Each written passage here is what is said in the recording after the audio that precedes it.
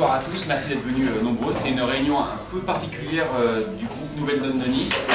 C'était pour préparer les 15 derniers jours de campagne et aussi annoncer le meeting qui aura lieu sur la prom le 15, jeudi prochain, où il y aura en plus de nous la présentation du programme, d'autres invités de Nouvelle Donne Nationale. Donc je vais laisser la parole à Thibaut Contant qui est l'un des animateurs actifs du groupe de Nouvelle Donne. Je suis Jean-Baptiste Coutelis, un militant normal de Nouvelle Donne de Nice et pour l'heure candidat aux Européennes pour Nouvelle Donne. Et Véronique Lacoste qui est aussi des Alpes-Maritimes et qui est deuxième sur la liste de Nouvelle Donne en Sud-Est et qui est au groupe de Grasse. Voilà. C'est le nom de Sophia. De Sophia, pardon. Voilà. Bon, bonjour à tous, merci d'être venus. Peut-être pour la plupart je vous connais parce que j'envoie des mails un peu à tout le monde et j'essaye de faire les choses bien. Donc Nouvelle Donne Nice, ça existe depuis janvier. Vous voyez, pas beaucoup de temps pour se préparer, pour commencer cette aventure. On espère qu'elle va se poursuivre. Donc l'objectif de Nouvelle Donne, c'est d'abord dans la région d'avoir plus de 3% pour pouvoir compter. C'est important que vous, si vous voulez que le mouvement continue, il faut voter, il faut mobiliser des gens autour de vous. Et à Nice, même si on est dans une région un peu difficile, on sait qu'il reste quand même une base de personnes qui sont intéressées par ces idées. Ne serait-ce qu'en 2009, le Parti Écologie Les Verts avait réalisé dans les Alpes-Maritimes 17%. Et donc c'est conséquent. Et on peut penser qu'aujourd'hui, des gens sont amenés à être intéressés sur notre programme qui va être développé un peu plus tard par Jean-Baptiste.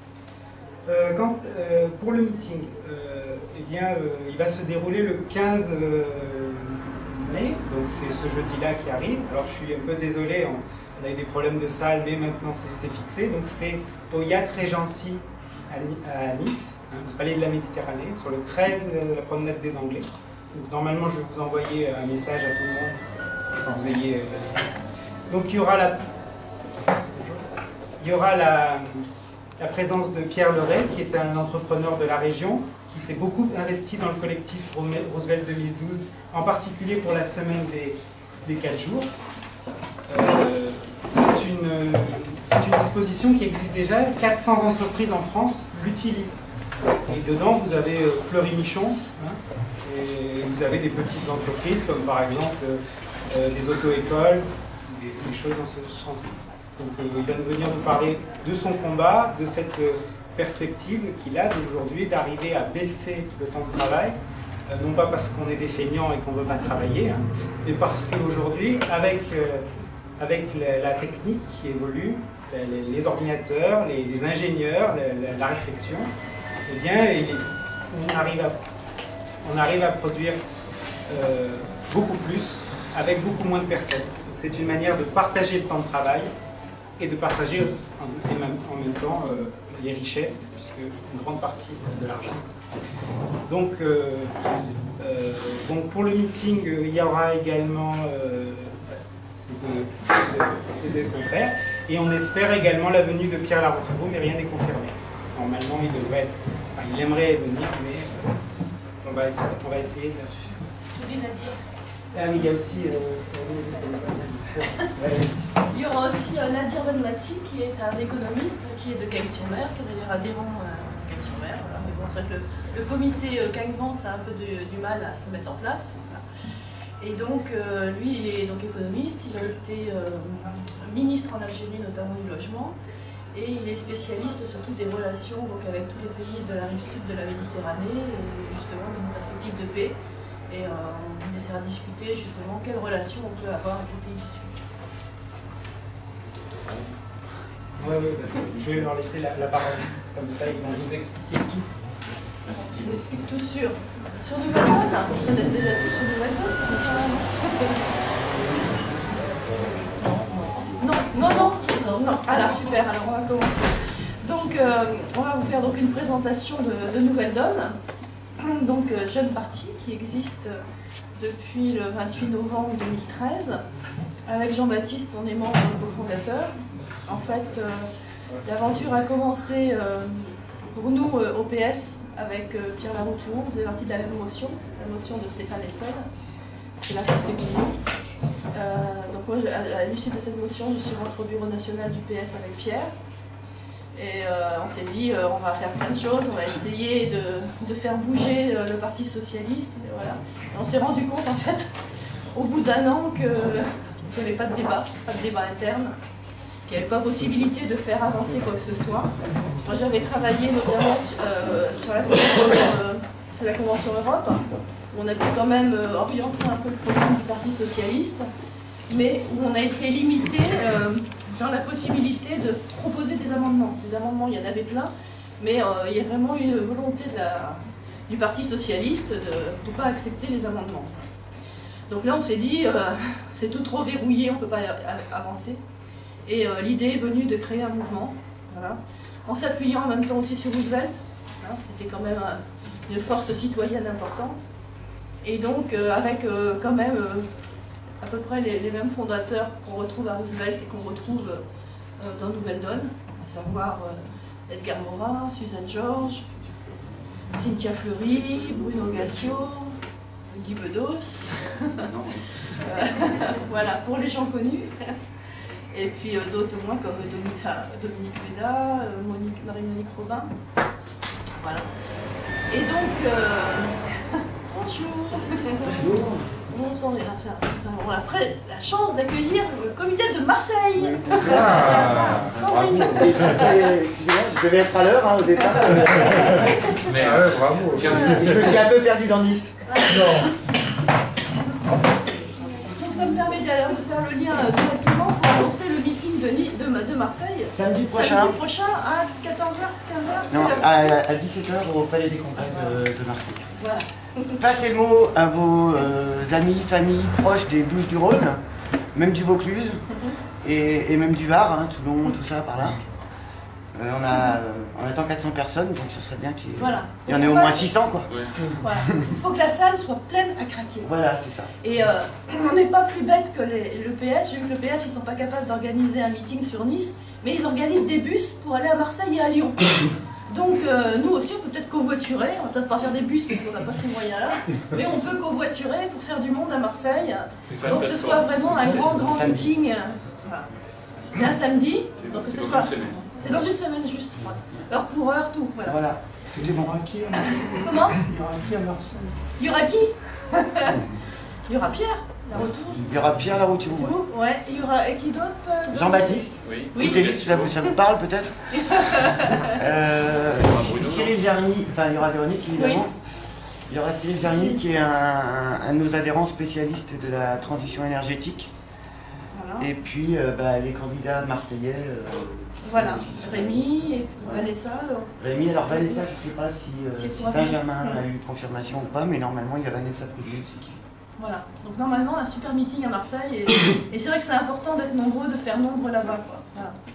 C'est clair. Parce que tu parles du PS, mais l'UMP ils sont beaucoup plus forts encore pour les bus. Moi j'avais fait le meeting de Sarkozy en 2012, c'était énorme, il y avait je ne sais pas combien de personnes. Et on m'a dit au Palais des Congrès, on a visité le Palais des Congrès samedi dernier, enfin non, pas samedi dernier, mais enfin dans la semaine.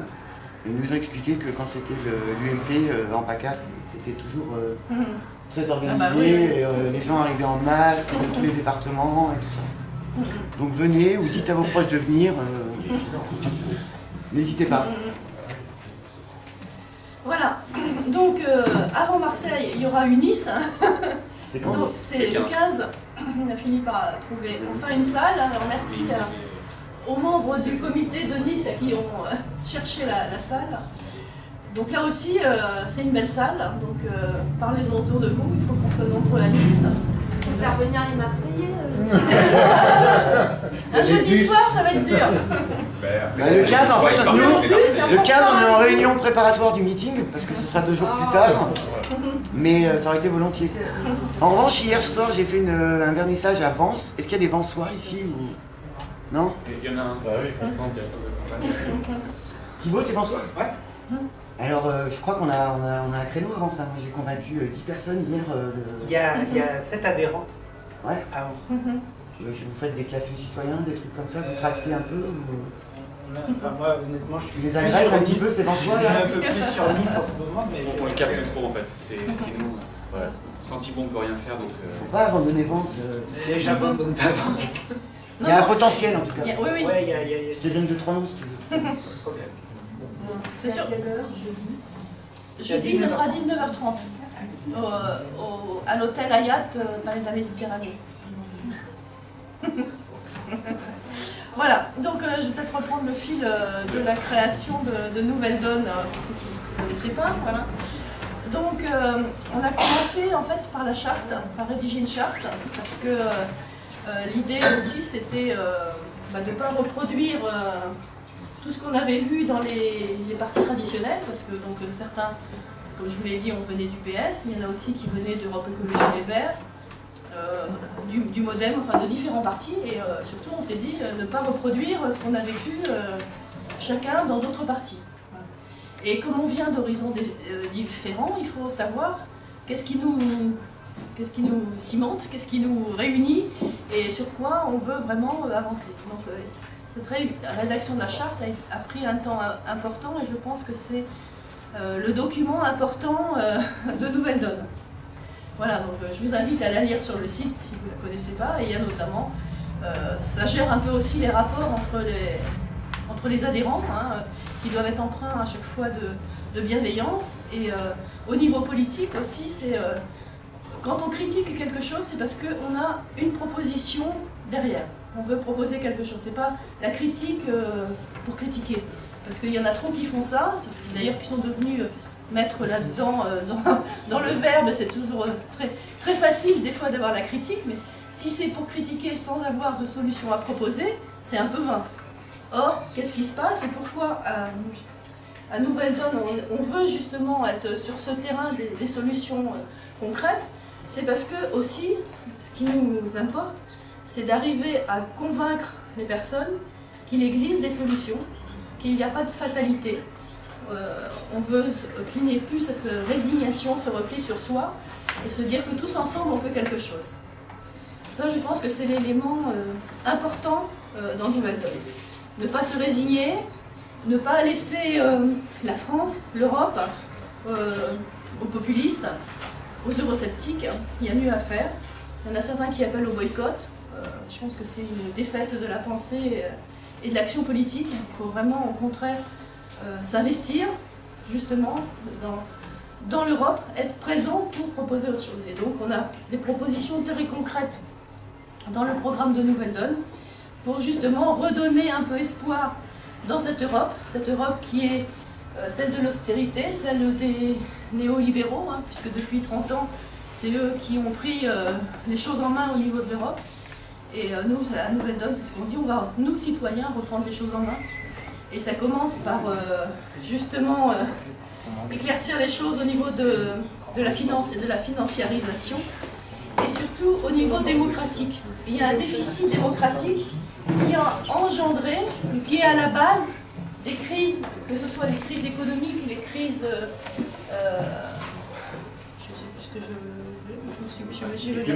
démocratique, voilà.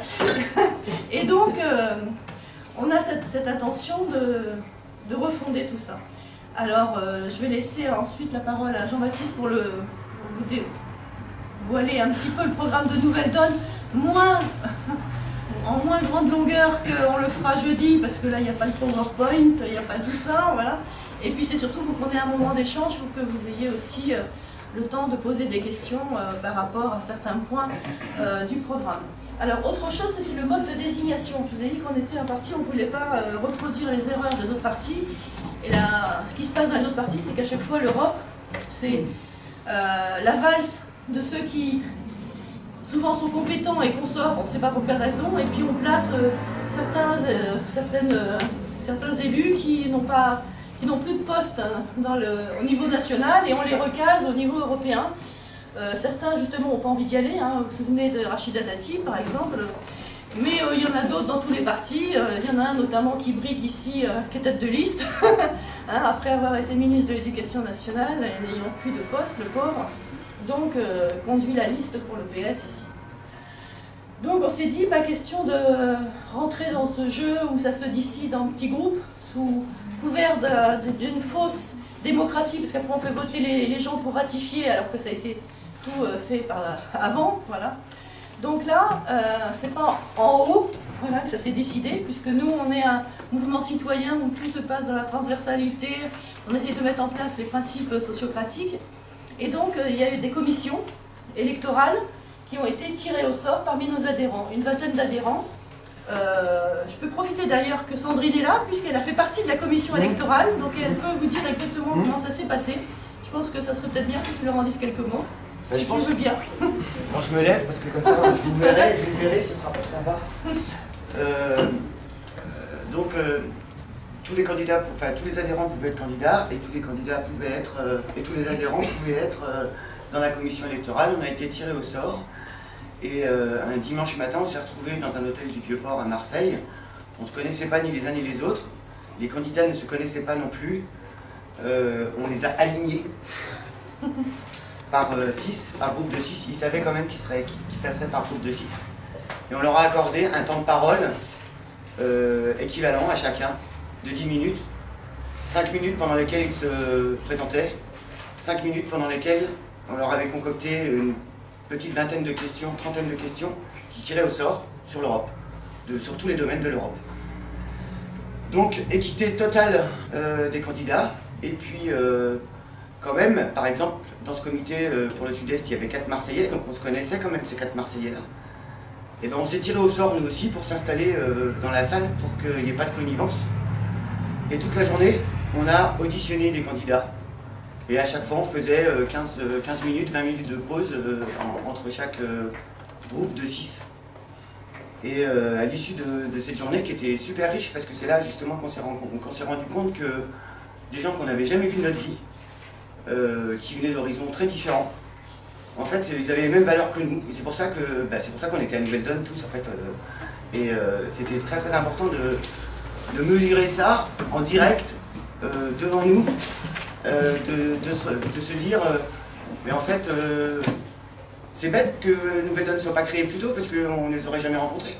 Et là je crois que c'est ça qui fait la force du mouvement, c'est que voilà, il y a ces valeurs qui sont là.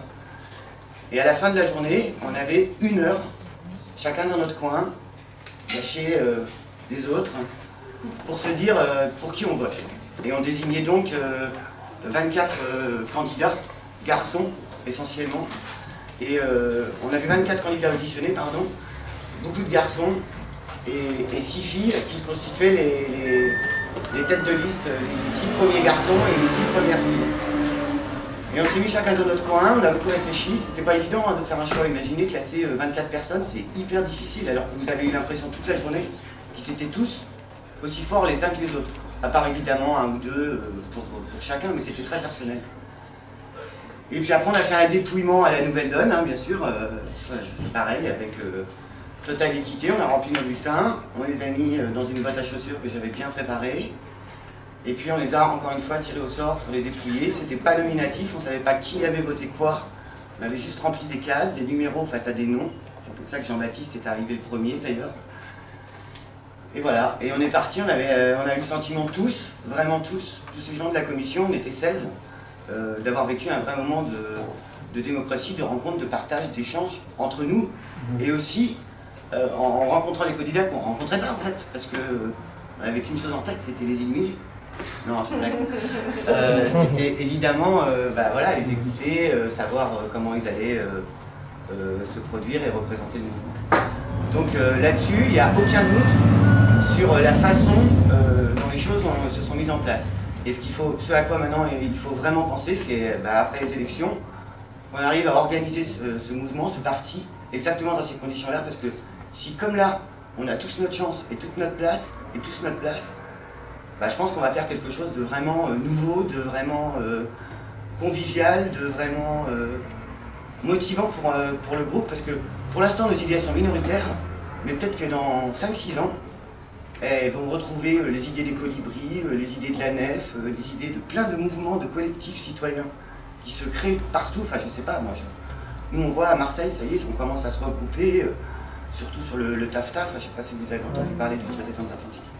Et donc voilà, je pense qu'en fait, il faut juste qu'on se rencontre les uns les autres. Donc il faut aller à France, il faut aller partout, il faut en parler. Non mais c'est tout bête en fait.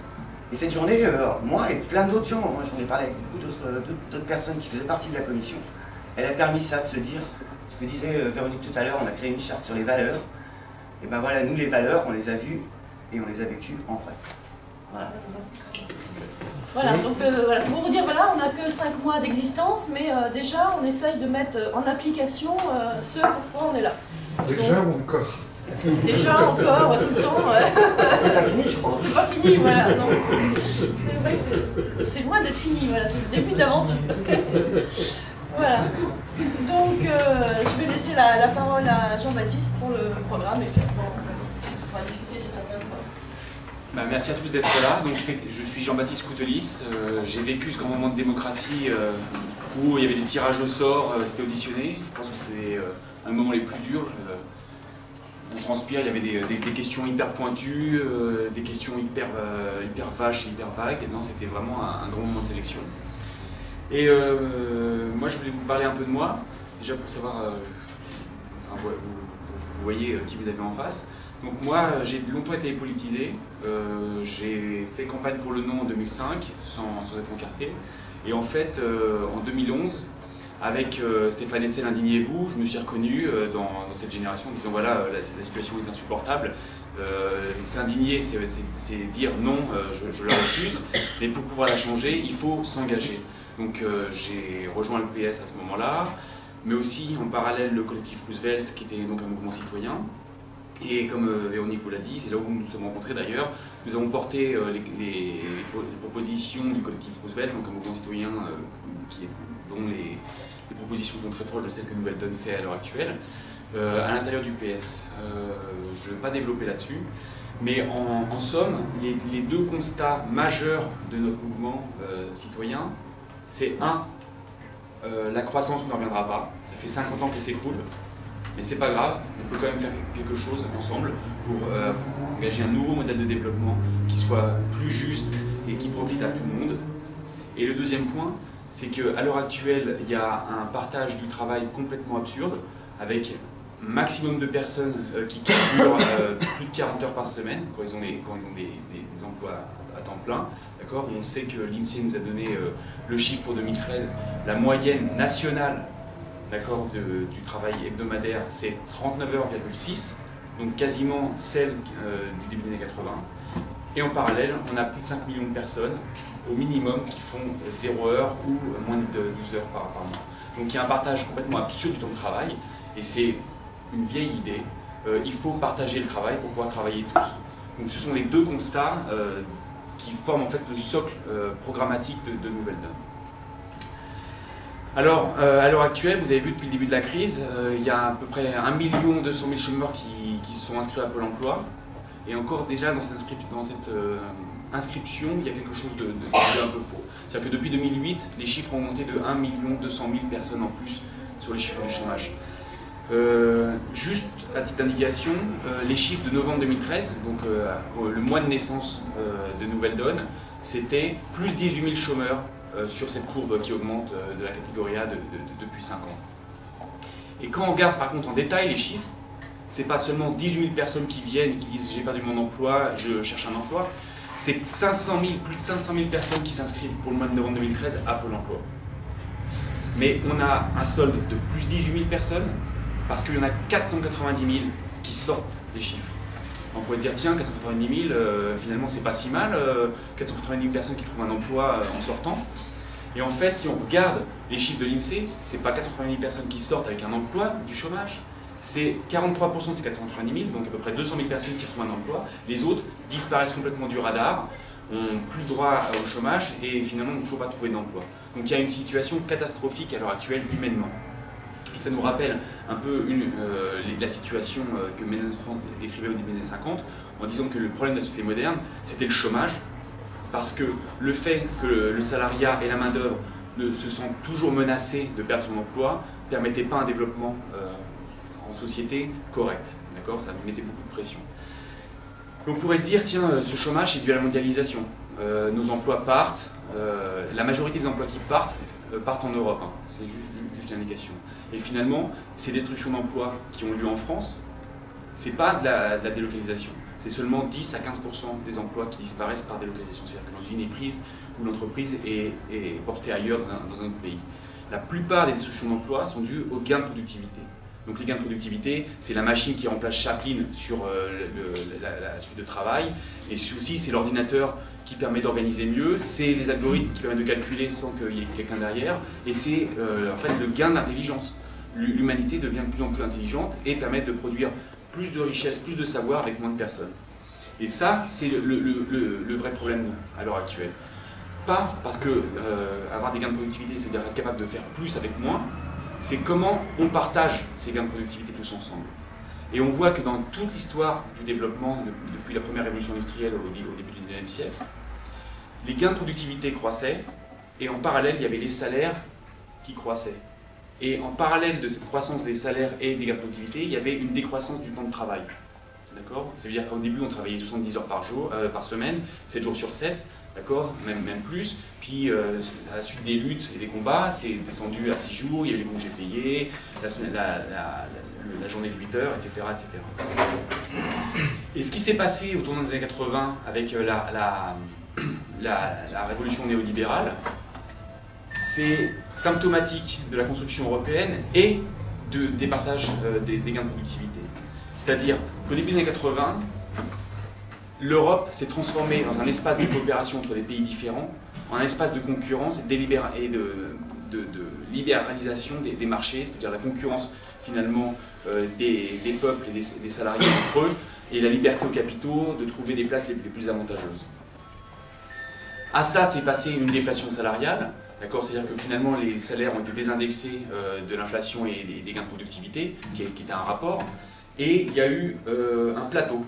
Finalement, à revenu constant et avec l'augmentation des coûts induits, c'est-à-dire le logement, le chauffage, la nourriture, les salariés d'aujourd'hui touchent moins que les salariés d'il y a 30 ans. Et pourtant, les gains de productivité ont continué à croître. Donc, si vous voyez un plateau pour les salaires et des gains de productivité qui continuent à augmenter, vous vous dites, tiens, il y a un différentiel là. D'accord ? Et ce différentiel, c'est quand même la richesse qui est créée. Et cette richesse, depuis 30 ans, représente à peu près 150% du PIB français.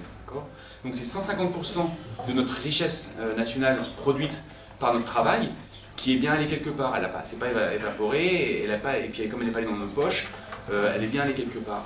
Et finalement, cette richesse, elle est allée vers la finance, même vers le financiarisme, c'est-à-dire la spéculation à tout crin, qui a permis d'avoir des bulles spéculatives, de créer des crises et des mini-cracks comme en 87, 93, 2008 à répétition.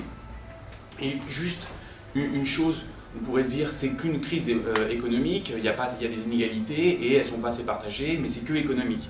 Et finalement non, parce qu'on le sait, et ça c'est l'un des discours de Roosevelt au Madison Square Garden quand il faisait sa campagne pour le New Deal, c'est qu'il est aussi dangereux d'être dirigé par l'argent organisé que par le crime organisé. Pourquoi ? Parce que finalement, cette puissance de la finance, avec des gains d'argent massifs, a permis l'inflexion des politiques publiques. C'est-à-dire la perte de la décision politique par les citoyens au profit des technocrates et des lobbies qui favorisaient les entreprises les plus grandes et les plus hauts revenus. C'est pour ça qu'à l'heure actuelle, ce qui nous inquiète beaucoup plus dans cette crise économique, c'est l'impact sur la crise démocratique. Donc abandon du vote, abandon de la souveraineté politique des gens qui votent. Et tout ça, c'est à peu près le constat à l'heure actuelle. C'est pour ça que notre programme, en fait, tient en 3 axes pour les européennes. On pourrait se dire, vous êtes un jeune parti, vous avez moins de 6 mois, pourquoi vous engagez pour les européennes? C'est parce que ce que nous pressentons, c'est que l'Europe, c'est le cadre dans lequel on peut agir. À l'heure actuelle, certains prônent le retour à la souveraineté nationale. Donc, plutôt que souveraineté nationale, on peut se demander le cadre national. Parce que quelle souveraineté aurait-on dans un cadre national, vu que le Parlement français est à peu près aussi malade de cette perte de souveraineté et de cette influence des lobbies que l'est la démocratie européenne. Donc nous, ce que nous proposons, c'est un programme européen en 3 axes. 1. refonder une Europe politique, sociale et démocratique. 2. Sortir de l'austérité, qui n'est qu'un choix politique, ce n'est pas une fatalité, ce n'est pas la gravité, ce n'est pas une loi qu'on est censé subir, c'est un choix politique. D'accord ? Et pour ça, il faut reprendre la main sur les affaires publiques et sur la finance. Il faut stopper la spéculation et le financiarisme. Et la 3e partie, c'est un axe d'engager une grande politique de préservation de l'environnement, du climat et de la préservation de l'agriculture au service des peuples. Les grands axes de notre politique et notre programme pour les européennes, pour l'Europe, c'est remettre de la citoyenneté et de la démocratie. C'est-à-dire, en 2005, quand nous avions voté pour le référendum à majorité pour le dire non, et que le référendum, que le traité est revenu par le Parlement, c'était une chose catastrophique. Donc, l'une des premières mesures que nous souhaitons mettre en place, c'est pas de nouveau traité sans référendum. D'accord ? Et que le traité ne puisse pas revenir par le Parlement. Et c'est pas seulement pas de nouveaux traités sans référendum, c'est pas de nouveaux traités sans référendum pan-européen. C'est-à-dire appeler au même moment, dans les urnes, les 500 millions de citoyens européens pour qu'ils votent sur la même question, pour construire ensemble le même avenir. C'est bien sûr refuser le TAFTA, donc le grand marché transatlantique, qui serait laisser les États à la merci des intérêts privés, sachant que l'État, c'est les citoyens. D'accord ? Donc c'est vraiment ancré dans le marbre le fait que le privé et le lucre est supérieur à un destin de la nation. Et aussi, c'est refonder l'Europe à un plus petit nombre de pays. C'est pas sortir les 28 autres pays de l'Europe, non. C'est dire qu'à l'heure actuelle, avec le principe d'unanimité, 28 pays ont du mal, avec des intérêts divergents parfois, à se mettre d'accord sur une politique commune et une construction. Or, quand il n'y a pas de volonté politique, ce qui se passe, c'est que ce sont les technocrates et les lobbies qui font. Donc ce que nous proposons, c'est d'engager un traité de l'Europe sociale avec un groupe de pays sur lesquels on peut s'entendre et trouver des aspects de convergence sociale.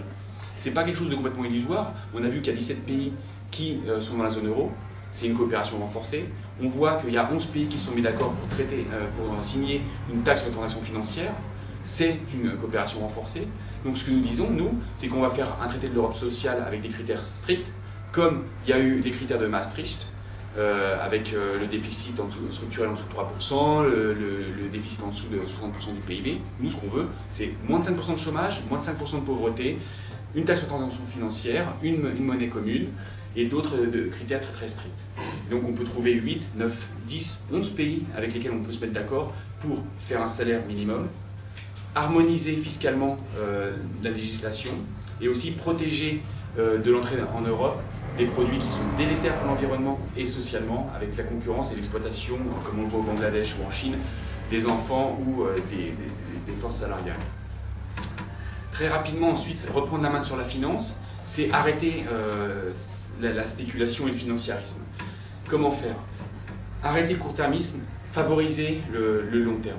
Donc c'est très simple, il suffit d'avoir une taxation différentielle, avec un très très fort taux pour les actions retenues très peu de temps, pour couper un peu ces hedge funds, ces fonds de pension qui viennent s'accaparent une entreprise ou une industrie et qui finalement découpent les meilleurs morceaux, la revendent et puis relâchent les actions un peu plus tard. Nous, ce qu'on veut, c'est favoriser l'investissement, c'est-à-dire qu'une personne ou physique ou morale qui s'engage dans l'entreprise, plus elle le garde longtemps, plus elle a d'intérêt ensuite dans l'entreprise et elle aura moins d'imposition. C'est aussi remettre un peu de justice dans l'impôt, puisque l'impôt c'est le consentement librement consenti par les citoyens pour le vivre ensemble. Donc ça veut dire une vraie progressivité de l'impôt, comme ce qui avait été proposé par Piketty, Saez en 2011, non pas seulement sur les particuliers, mais aussi sur les entreprises. À l'heure actuelle, il n'est pas normal que les grandes entreprises payent en moyenne 8% d'imposition, alors que les PME, c'est entre 33 et 35. D'accord ? Enfin, c'est interdire lutter contre les paradis fiscaux et la fraude fiscale. J'aime pas le terme d'optimisation fiscale parce que je trouve que moralement, ça décrit pas ce que c'est. Donc je préfère fraude fiscale organisée ou légale, ou légalisée. À l'heure actuelle, vous savez que le Parlement estime entre 1000 et 2000 milliards d'euros qui partent des politiques publiques dues à la fraude fiscale et l'exil fiscal en Europe. En France, c'est entre 50 et 80 milliards l'estimation.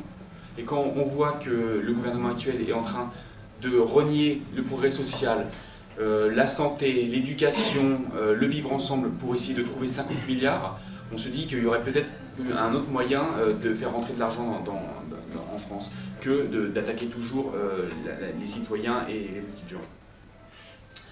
Enfin, c'est préserver l'environnement et engager une vraie politique stratégique, remettre un peu de planification politique dans le développement de l'Europe. Vous le savez certainement, la zone Europe est économiquement la première du monde. Elle a une balance excédentaire, ça veut dire qu'on arrive à finalement avoir plus d'argent qui rentre que ce qui sort. Et pourtant, l'Europe est extrêmement dépendante à l'énergie. 70% de ce que nous apportons, c'est de l'énergie, que ce soit du gaz, de l'uranium, du charbon, du pétrole. 70% de ce qui rentre en Europe, d'accord, c'est de la dépendance à l'énergie. Donc nous, ce que nous voulons faire, c'est, comme toujours, agir sur plusieurs niveaux à la fois pour trouver une solution qui soit la meilleure possible. Ce que nous proposons, c'est un pacte énergie, climat, pouvoir d'achat, emploi. D'accord ? Ce qui voudrait dire qu'on permettrait à chaque État européen un droit de tirage de 1% de son PIB pour engager la transition énergétique, que ce soit la préservation de l'environnement, l'isolation des bâtiments publics et privés ou de créer de nouvelles sources d'énergie renouvelables. 1% de droit de tirage du PIB à taux zéro en France, ça veut dire que nous aurions 20 milliards par an pour engager des politiques publiques sur la transition énergétique et sur l'écologie. Ça permettrait au niveau national de donner 200 000 emplois. C'est une estimation du CNRS de l'année dernière qui dit que si on engageait une vraie politique de la transition énergétique, il y aurait 200 000 emplois non délocalisables créés en France. Au niveau des ménages, ça permettrait d'économiser 1000 € par an avec l'isolation et de meilleures sources d'énergie. Comme vous le savez, au niveau social, il y a à peu près un tiers des ménages qui sont dans la précarité énergétique, c'est-à-dire qui ont du mal à payer le chauffage ou l'électricité. Donc ça serait aussi socialement un bien qu'on apporterait à la société. Et enfin, ça serait une économie pour les ménages de 1000 €. Ça, je vous l'ai déjà dit. Et en plus, la planète s'en porterait mieux. Et au niveau énergétique, on aurait moins de dépendance à l'uranium qui est assez difficile à trouver. Je ne sais pas si vous le savez, c'est dans les zones un peu difficiles qui sont sud-sahariennes et qui permettrait d'éviter d'avoir envoyé l'armée française pour protéger les intérêts de Areva, par exemple. Donc il y a moralement, politiquement, économiquement et socialement et énergétiquement des choses à faire. Donc c'est une mesure très très simple pour le faire. Enfin, il y a aussi l'agriculture. Je ne sais pas si vous êtes au courant, mais en 1994, il y a eu le traité de Marrakech qui libéralisait, mondialisait l'agriculture. C'est pour ça que finalement, des productions céréalières ou bovines, de la nourriture, du lait qui étaient produits en Europe ou aux États-Unis arrivaient sur les marchés des pays émergents, et en général du Sud-Sahel, à des coûts déviant toute concurrence que les producteurs locaux pouvaient pas, avec lesquels les producteurs locaux ne pouvaient pas concourir. Et cette dérégulation de l'agriculture et des produits nourriciers a entraîné une spéculation sur les matières premières, les émeutes de la faim à laquelle on a assisté, et aussi la vague massive de migrants qui arrivent de l'Afrique subsaharienne et qui montent vers l'Europe en cherchant l'Eldorado. Donc il y a un vrai problème économique, moral et aussi sur les politiques migratoires. Donc en somme, c'est ce que nous proposons pour l'Europe, mais aujourd'hui je ne suis pas là pour pérorer. À Nouvelle Dot, on est là en fait pour un échange citoyen. On est sur une organisation très horizontale. Et si vous avez des questions, on tâchera au mieux d'y répondre avec grand plaisir. Et si vous avez des questions sur les mesures que nous proposons en France, parce que Nouvelle Donne est un mouvement pérenne, et on sera présent au départemental l'année prochaine, au régional, et puis après à la députation. Et voilà. Alors, je voulais juste dire en complément. Oui. Merci. C'est vrai que c'est des mesures qui paraissent techniques, qui paraissent axées sur l'économie, parce qu'en plus le fondateur, enfin le membre le plus important, c'est Pierre Larouturou, qui est un économiste, donc vous voyez, on peut penser ça, mais c'est l'idée de dire aujourd'hui, on ne peut plus avoir un seul type en haut qui choisit, qui décide pour tout le monde. Hollande, il a fait de grandes écoles, c'est quelqu'un d'intelligent, tout ce que vous voulez, très bien. Mais lui tout seul dans son coin, si c'est lui qui s'amuse à faire la réforme par exemple de la fiscalité, on ne s'en sort pas quoi. Donc l'idée c'est vraiment de remettre le citoyen au centre. C'est pour ça que l'organisation de Nouvelle Donne, elle se veut avant tout collectif. C'est vraiment ça l'idée. Et quant au schéma, à l'économie, enfin ceux qui ne sont pas à l'aise avec ça, alors juste pour vous montrer, hein, parce que là j'ai juste ça, on aura des... Mais la croissance, ça c'est le chiffre de la croissance. Hein.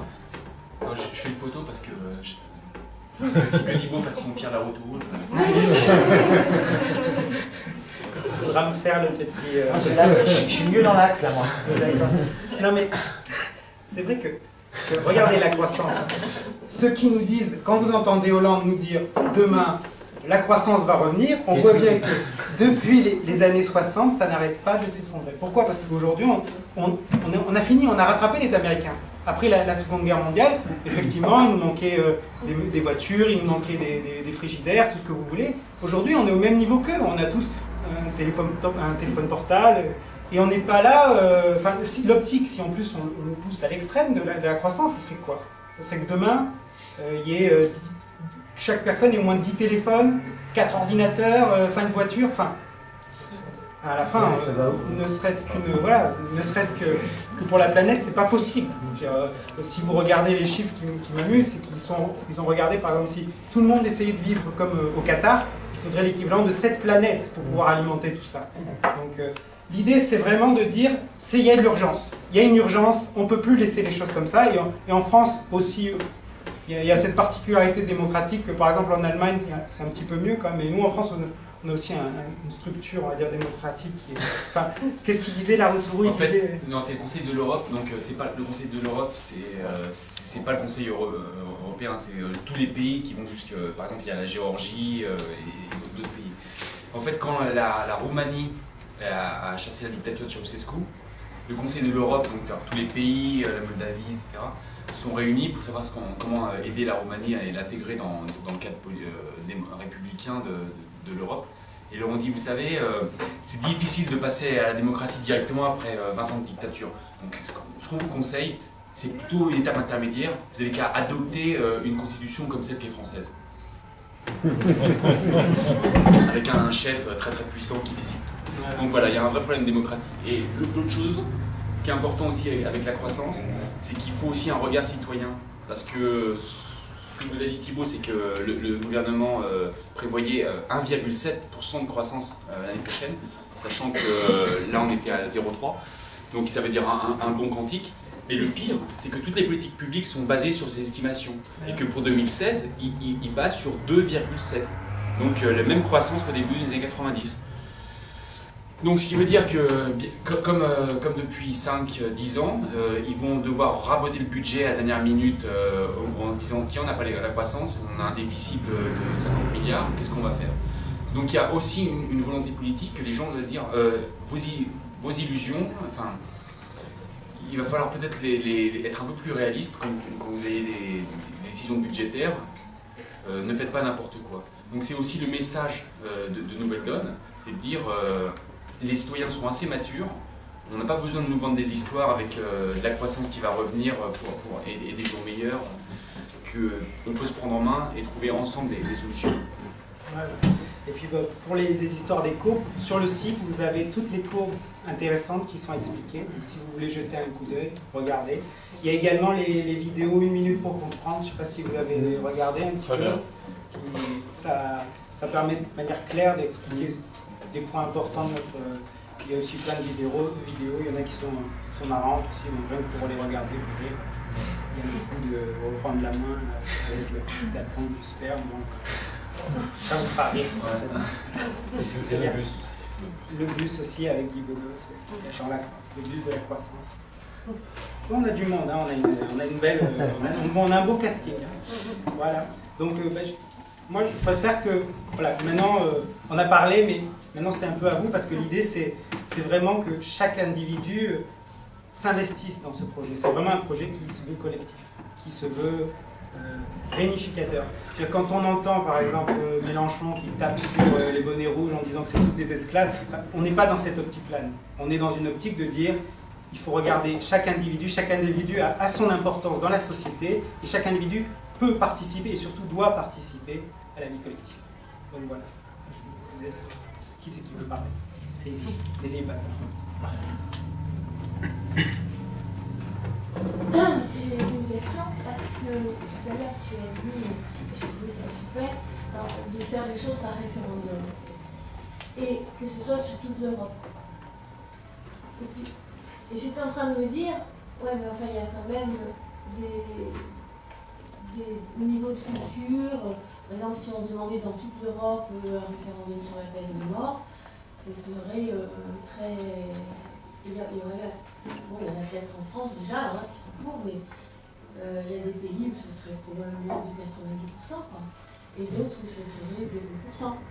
Alors, voilà, je suis en train de penser ça, et peu de temps après, tu m'as dit, il faudrait trouver ceux avec qui on est dans concordance. 11, il y a des points de concordance. Alors, bon, c'est pas la même chose. Comment se ferait...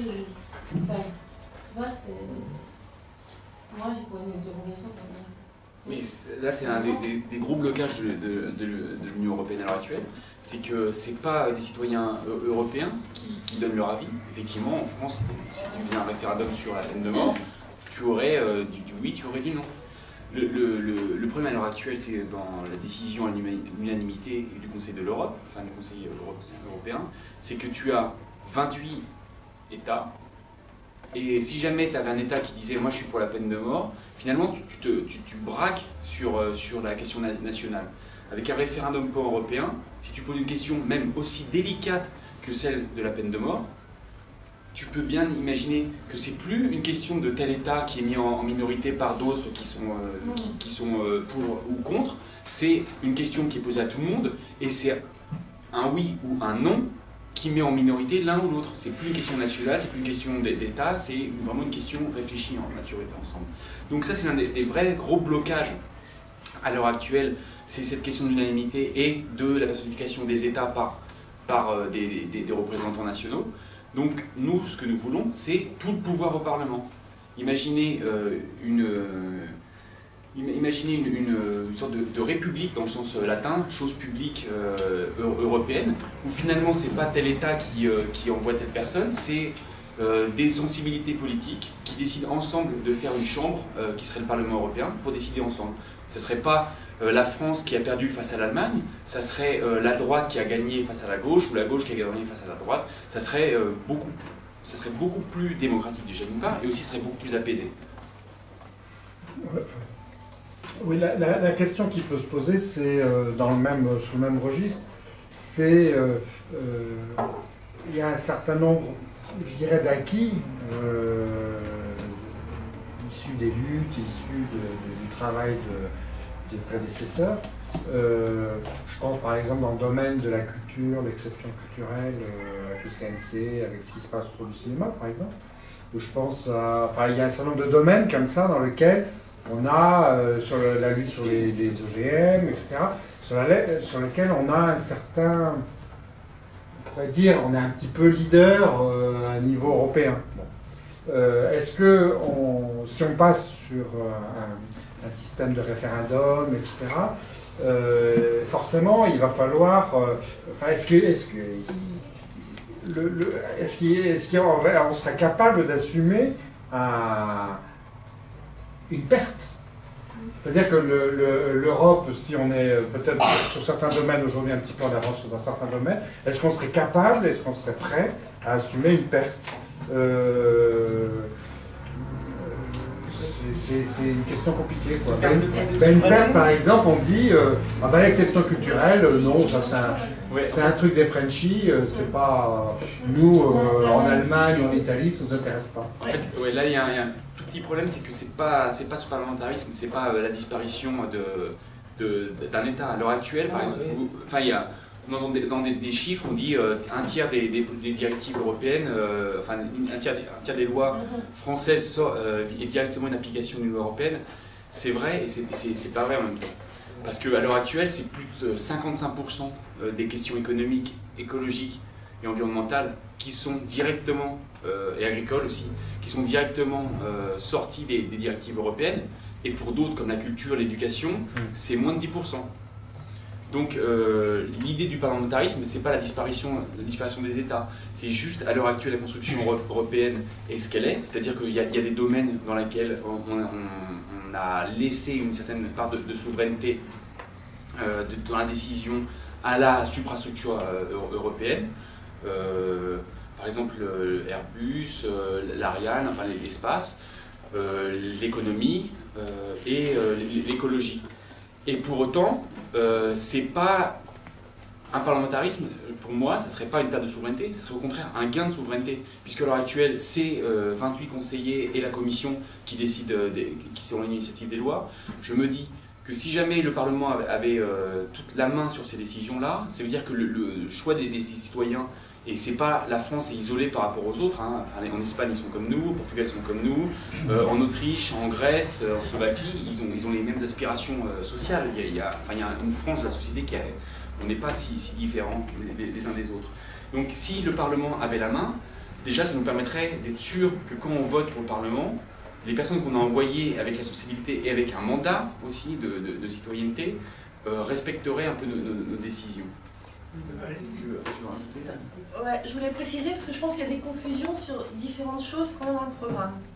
Alors par exemple, le référendum tel qu'on l'a présenté, on a dit surtout, c'est aucun nouveau traité sans référendum. Il ne s'agit pas de faire un référendum sur tout et sur n'importe quelle question.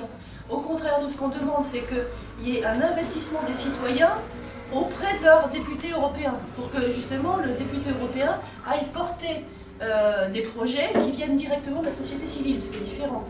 Hein, et justement, en plus, on ne veut pas aller vers moins. Il ne s'agit pas de perdre, justement pas. Au contraire, ce qu'on veut, c'est une convergence vers le haut, au niveau des conditions sociales, etc. Mais aussi, justement, dans le domaine de la culture, où là, il y a eu tout un travail de fait qui avait été notamment porté aussi au Parlement par Françoise Castex. Et il est hors de question de faire marche arrière là-dessus. Nous, ce qu'on veut, c'est porter justement plus d'Europe, mais peut-être à moins d'États. Parce que justement, on s'est rendu compte que fonctionner à 28 États, c'est compliqué. Surtout avec les idées de consensus, de majorité qualifiée, on n'en sort plus et on n'arrive jamais à obtenir quoi que ce soit. Donc c'est pour ça qu'on a eu l'idée de mettre dans le programme plus d'Europe, mais en refondant l'Europe avec un petit nombre de pays. Enfin petit, ça peut être 8, 9, ça peut aller jusqu'à 11, parce que justement il se trouve qu'il y a 11 pays qui ont signé la taxe sur les transactions financières. Donc vous avez vu en plus qu'ils en ont fait il y a 2 jours. Ils sont en train de là aussi de la vider de sa substance. C'est vraiment une spécificité. Donc c'était déjà une spécificité française. On fait la séparation bancaire. Hollande l'a faite. Youpi. On ne l'a pas vu. Et là maintenant, la taxe sur les transactions financières, tout disant, elle est passée. Et puis elle va nous rapporter 3 fois rien. Parce que, et en plus qu'en 2016. Alors là aussi, on prend un peu quand même le temps. Il faut quand même qu'ils puissent s'organiser pour récupérer l'argent autrement. Donc ça, c'est pas possible. Donc nous on veut effectivement repartir, et c'est bien ce qu'on dit, c'est pas sortir, c'est pas faire exploser l'Europe, c'est refonder l'Europe. C'est-à-dire justement on pense que dans le monde tel qu'il est, l'Europe est importante, l'Europe a sa place, et c'est qu'avec l'Europe qu'on peut faire quelque chose. Donc on pourrait très bien repartir avec ces pays justement qui ont signé la taxe sur les transactions financières, donc ça peut être 8-9 si tout le monde ne le veut pas, mais ça pourrait être déjà c'est 11, ça pourrait être la base, et cette base, elle a vocation à s'élargir. Nous, on pense au cercle vertueux. C'est qu'à partir du moment où les idées sont bonnes, que les choses marchent bien, ben, on pense qu'il y a d'autres gens qui vont venir. C'est pas justement se recroqueviller, comme certains, c'est pas l'Europe réduite de Vauquier, c'est pas l'Europe de certains libéraux, c'est pas ça, hein, pas du tout. Et justement, on a 5 critères importants qui sont, pour les pays qui feraient partie de cette refondation de l'Europe, c'est donc de parler de la paradis fiscale, de travailler avec les paradis fiscaux, d'avoir signé la taxe sur les transactions financières, de s'engager à un vrai traité de convergence sociale vers le haut, là aussi, parce que on ne veut pas perdre, c'est pas possible. Voilà, donc c'est tout ça qui va faire qu'on va pouvoir redémarrer cette Europe. Et on pense vraiment que c'est une possibilité et qu'après, comme je vous l'ai dit, par ce système de cercle vertueux, eh ben, on va y arriver. Et si on n'y arrive pas, là aussi, Pierre a été clair, on se donne calendrier. Excusez-moi, je suis très enrhumée. Je pense que c'est difficile pour moi de parler. Et donc, c'est aussi de dire, bon, on essaye ça. Si ça ne marche pas, on met aussi le point sur la table, c'est-à-dire qu'on se donne un cadre, 1 an, 2 ans maximum pour arriver à ce qu'on veut faire. Si on n'y arrive pas au niveau européen, qu'il y a des blocages, eh bien on dit, nous, la France, mais les autres pays aussi qui sont avec nous, puisque c'est ça, on ne paye plus notre part de budget à l'Europe. On annonce clairement les choses. Parce que, qu'est-ce qu'elle a fait, Margaret Thatcher, dans les années 80? C'est ce qu'elle a fait au bout de 7 mois, elle qui criait partout, I want my money back, son argent est revenu. Et bien nous, on veut justement que le niveau social s'améliore, qu'il y ait de la justice sociale, et il n'y a pas de raison que nous aussi, on ne puisse pas faire le droit de faire. Voilà ce qu'on propose. Oui, sur l'histoire du référendum d'abord, effectivement, pour aller dans le sens, le gros avantage de passer soit par référendum, mais je suis effectivement très... à condition qu'on le limite au problème constitutionnel, parce que sinon mais si vous passez par le référendum comme ça, vous passez par le Parlement, a le gros avantage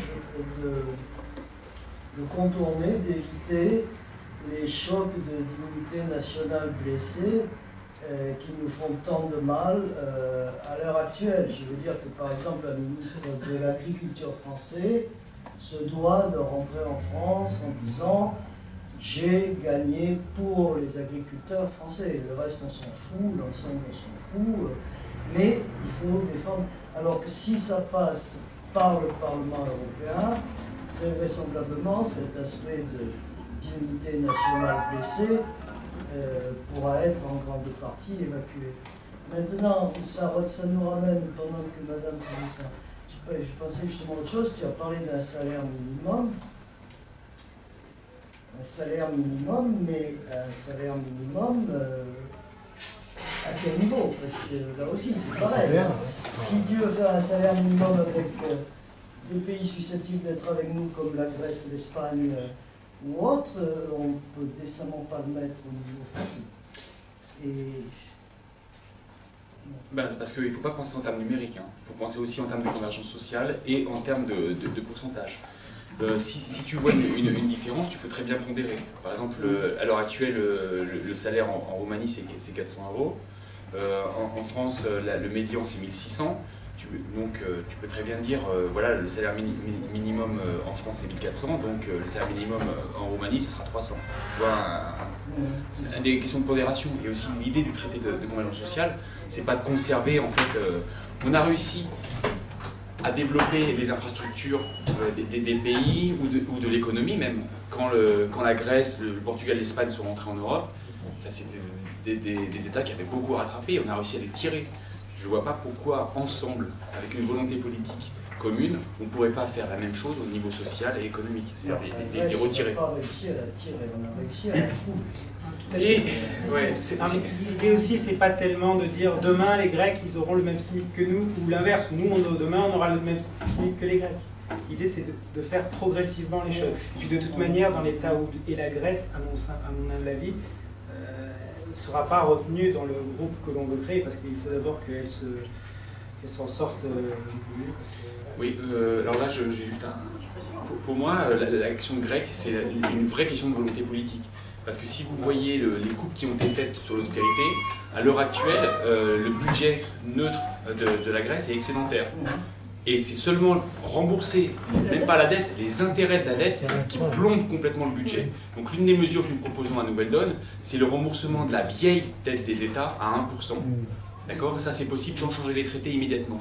En France, si au lieu de passer par les marchés financiers, c'est-à-dire la BNP, la Société Générale qui nous prête de l'argent à des taux scandaleux, je vais chercher un mot poli, scandaleux, je pense que c'est un bel euphémisme, on pourrait économiser plusieurs dizaines de milliards. Vous voyez, on est en train de ruiner les acquis de nos aïeux pour lesquels ils se sont battus des dizaines d'années pour pouvoir rembourser à des banques privées les intérêts d'une dette qui finalement est comme un crédit revolving, c'est quelque chose sans fin.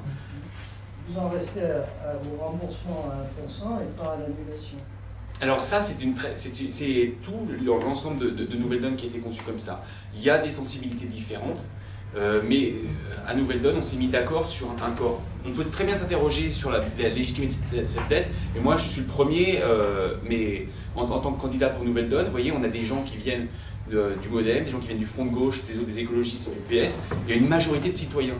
Et finalement, la vraie richesse de Nouvelle Donne, c'est que malgré toute cette diversité, on a réussi à se mettre d'accord sur une charte de volonté, d'action et de comportement, et aussi sur un programme. Parce que le programme a été rédigé de façon collégiale. C'est-à-dire qu'on avait des mesures qui étaient fondatrices à la naissance de Nouvelle Donne, qui ont été resoumises aux adhérents en disant lesquelles vous pensez doivent être mises en avant, les 3 premières qui sont les plus importantes pour le programme pour les européennes, et quelles sont les 3 mesures les plus importantes qui sont absentes et qui devraient être portées pour les européennes. Donc il y a eu plus de 1000 personnes et des dizaines de comités locaux qui ont contribué pour le programme. Donc finalement, malgré toute cette diversité, soit d'origine politique, soit de questions sur des questions extrêmement délicates, telles la légitimité de la dette, on a réussi à mettre un corps commun et accepté par tous pour les européennes, qui, à mon sens, est l'un des meilleurs programmes qui est proposé aux européennes à l'heure actuelle. Pas parce qu'on a l'originalité ou on a trouvé des idées qui sont novatrices. La taxe sur les transactions financières, Tobin l'a proposée en 72. 72, d'accord? Donc c'est pas une nouveauté. Pourtant, la façon dont on propose notre programme est à la fois intégrée pour aller très très vite et de façon très très concrète sur la résolution des problèmes, et en même temps un ensemble assez cohérent. Alors moi j'ai une question, vas-y. Vas-y, toi d'abord. Oui, parce qu'il avait demandé avant. Ouais, moi je voudrais dire la chose suivante. Voilà, Nouvelle Donne se donne comme objectif et comme ambition de faire en sorte que les citoyens se réinvestissent dans le débat public, dans le jeu démocratique. De mon point de vue, de ce point de vue, il y a un double enjeu qui est capital et sur lequel je pense que Nouvelle Donne va devoir consacrer énormément d'énergie, d'intelligence et de détermination. En fait, on est dans une société maintenant où une grande partie de la population s'est exclue elle-même du jeu démocratique. Moi, j'ai travaillé dans le quartier populaire de la région parisienne. Il y a beaucoup de gens maintenant qui n'ont plus du tout les codes pour voter, qui ont une culture politique qui est quasiment inexistante et qui, de toute façon, considèrent que ça ne les concerne pas et qu'ils ne comprennent strictement rien. Et d'autre part, à côté de ça, on a en France et puis en Europe, on est dans des sociétés où les partis radicaux comme Hop Doré en Grèce, ou du fait de cette espèce de cette crise et peut-être aussi de crispation identitaire, on a tous ces mouvements radicaux. Moi, je suis persuadé que les gens du Front National, puisqu'ils sont pas, on doit vraiment se dire que ce sont des gens qui sont récupérables, quoi. Une grande partie d'entre eux. Ce sont des gens qui veulent renverser la table. Ils estiment que c'est de cette manière, de cette façon-là qu'ils vont résoudre leurs problèmes. Et je pense que c'est vrai que toutes les formations politiques, notamment de gauche, se cassent les dents depuis 30 ans sur cet enjeu. Comment faire pour que les abstentionnistes se réinvestissent, et d'autre part que ces gens qui votent à l'extrême droite, comment on peut faire pour la récupérer. Mais ce qui serait vraiment novateur de la part de Nouvelle Donne, ça serait vraiment de réussir là où les autres ont échoué depuis 30 ans. C'est-à-dire de tenir un nouveau discours, une nouvelle manière de se comporter avec ses citoyens, et ne pas considérer que c'est une fatalité, que ces gens, on ne va plus pouvoir les récupérer. Bon, alors évidemment c'est facile à dire tout ça, mais... Non, moi j'ai un élément de réponse. Je comprends moi que les gens soient abstentionnistes et se sentent plus concernés quand tu as voté 3 fois, et que 3 fois on t'a promis des choses, et qu'on n'a pas tenu les promesses, voire même qu'on a fait le contraire de ce qu'on avait dit qu'on allait faire. Moi ce que j'adore dans la charte de Nouvelle Donne, c'est que non seulement les élus vont être responsables de ce qu'ils font, mais aussi de ce qu'ils laisseront faire. Et c'est ça, notre façon de faire de la politique. C'est non seulement, on va essayer de vraiment vous dire la vérité, et de vraiment agir dans le sens d'un programme. Peut-être que si on est minoritaire, on ne réussira pas, mais au moins, on aura essayé. Et c'est comme ça que les gens vont revenir, vont se réapproprier la politique. Moi, j'ai jamais milité dans aucun parti à mon Nouvelle Donne. Et si je suis là, c'est parce que justement, je vois partout dans les rues les populistes qui manifestent avec le bras tendu en France, il y a moins de 3 mois, pour jour de colère. Et nous, les démocrates, qu'est-ce qu'on fait? Bon, on est chez nous devant notre télé, puis on regarde ça au JT. Et ça nous énerve. En réalité, non mais sérieusement, je blague pas, quoi. Moi, j'ai pas voté pendant des années parce que je considérais que la plupart des votes étaient inutiles, vu que de toute façon, ils faisaient pas du tout ce qu'ils disaient. Et maintenant, je suis désolé, j'ai voté Hollande, je me sens trahi. Non mais je me sens trahi. Et donc je viens à Nouvelle Donne, parce que j'en ai marre, mais vraiment marre de ça. Moi je pense que si on montre, si nos élus, si Jean-Baptiste, ce que je lui souhaite est élu, qui va à l'Europe et qui fait au mieux pour en faire entendre les idées de Nouvelle Donne, bah, il aura rempli son contrat et ça me donnera envie de revoter, tu vois. En revanche, si je vote pour lui et que je le vois s'acoquiner avec Le Pen, en n'importe quoi comme exemple, il ne le fera pas, hein, je vous rassure. C'est limite infamant ce que tu dis. Voilà. Bah, effectivement, je vais me sentir trahi. Exactement comme là, on s'interroge sur que va devenir Nouvelle Donne après. Bah, tu vois, moi, j'ai un vrai problème sur si Nouvelle Donne n'a pas un fonctionnement démocratique, citoyen, collégial, je pense que je quitterai le parti. Il y a des principes qu'on a tous chacun, et c'est normal que les gens, aujourd'hui, se sentent plus concernés. Et en plus, économiquement, ils sont exclus. Alors leur bulletin de vote, je vous dis, ils savent qu'ils ne vaut rien depuis longtemps. Et je crois qu'ils n'ont pas foncièrement tort. C'est sur ce plan-là, c'est ça que je dis. Après, à nous d'aller les convaincre, il n'y a pas de souci. Il ne faut pas hésiter à intervenir. Hein. Il y avait Collard. Il y avait Collard, après il y a monsieur et madame. Alors moi ce qui me fait peur en ce moment, c'est que jusqu'à présent, pour une dictature, l'équation était très simple. Il suffisait de détourner l'argent, et avec cet argent, de payer une armée pour fermer la gueule aux citoyens. Ça s'appelle un coup d'État. Très bien comme ça. Sauf que depuis les années 80, c'est plus du tout la même chose. Avec l'argent, le politicien se paye des cabinets de conseil, parce que la technologie de la communication a fait tellement de progrès que c'est très simple d'acheter du savoir-faire de communication pour retourner l'opinion. Donc ma question, c'est, ce qui m'avait fait vachement peur, c'est l'histoire des pigeons. C'est que Hollande fait une réforme qui a priori va dans le bon sens, c'est-à-dire le côté dégressif de la taxation, c'est que les plus-values à court terme sont très taxées et celles à long terme sont moins bien taxées. Et des financiers financent des cabinets de communication qui montent tout un mouvement hors sol et qui noient totalement le poisson. Alors ma vraie interrogation, c'est au XXIe siècle, comment on peut lutter contre ces armes que sont la communication? Une vraie question. En communiquant. Oui, mais il nous faut de l'argent. Si c'est argent contre argent, ça veut dire qu'il faut qu'on achète des cabinets de conseil? Non, ben, peut-être pas, mais tu vois, moi je crois vraiment que le programme de Nouvelle Donne est une alternative crédible, mais que pour beaucoup de gens, il est difficile à entendre. Mais simplement, si tu leur expliques un par un les choses, ces petits collectifs minoritaires que nous sommes aujourd'hui, un jour on va se retrouver avec les indignés, avec les paysans sans terre d'Amérique latine, enfin, partout dans le monde, on est 80% à subir ce que 10% décident et font de nous. Un jour ou l'autre, tous ces petits mouvements. Et on se parlera. Et on arrive à se parler. Moi, je suis étonné qu'on se retrouve à Nouvelle Donne tous. Je voudrais juste dire aussi, avant de laisser la parole, c'est que Nouvelle Donne, on était 30. Ouais, c'est ça, le 28 novembre, on était 30. Aujourd'hui, on est plus de 8000. Et on a nos amis en Espagne, les Aluminados, qui ont fait un parti qui s'appelle le Parti X, qui est mené par Elrey Fachani, avec qui on échange et qui était venu à Grenoble, on y était. On a nos amis portugais qui sont aussi en course. On a des relations avec le collectif Roosevelt belge qui a des candidats en Belgique, dans des partis. On a des relations avec la Grèce. Donc je me dis finalement, on est parti à 30 et là, si on arrive à passer, on aura quand même sur plusieurs pays des mouvements de lame de fond, parce que sur quoi il faut lutter, c'est de dire il y a des solutions. On va voir une personne qui est désespérée, il faut dire si toi et moi on parle, on peut faire quelque chose. Puis après il faut dire à une autre personne. Et finalement ça fait l'effet papillon, vous voyez. Si on parlait un petit peu, ça fait mi-effet papillon, mi-effet boule de neige. Une sorte de papillon boule de neige, vous voyez. Et ça, c'est une réalité. Regardez, on est 8000 aujourd'hui. Enfin, sincèrement, c'est samedi après-midi, c'est le mois de mai. Bon, là il fait pas super beau. Et on est quelques dizaines, je ne sais pas très bien compter.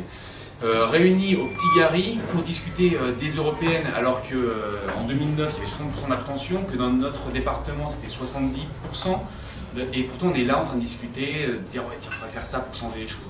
Je crois qu'on a vraiment envie de changer les choses, et c'est ça qu'il faut faire pour lutter contre la puissance d'argent. Après bien sûr il faudra un cadre légal pour dominer la finance. Vous avez un peu répondu, j'allais vous demander si vous aviez des contacts ailleurs en Europe, d'autres partis qui partageaient un peu les idées pour, en arrivant au Parlement. C'est une vraie question parce que le jeu parlementaire, on ne va pas le développer ce soir, mais il faut avoir un groupe. Sinon c'est extrêmement difficile de peser. C'est pour ça que, et pour avoir un groupe, il faut 25 députés sur 7 pays. Donc c'est pour ça qu'on a tout de suite, dans tous les indignés, commencé à se contacter pour dire voilà, on va arriver. Et le truc, c'est qu'il n'y a pas seulement les indignés, il y a aussi, alors attention, c'est peut-être une révélation, mais il y a aussi des politiciens, c'est-à-dire des gens qui ont déjà eu des mandats politiques, d'accord, qui œuvrent pour le bien commun. Hein. Ça, il y en a. Ça arrive. Ça arrive. Et eux aussi, ils l'ont là. Donc voilà. Et les fois, il faut exprès aussi. Et madame, elle fait. Oui, moi, c'est exactement la même question. C'était vous aviez, est-ce que vous étiez tout seul? Et je vais en profiter pour donner une idée que j'avais développée Gisèle Halimi au Festival de Mont-Saint-Cloud sur le statut des femmes à travers l'Europe.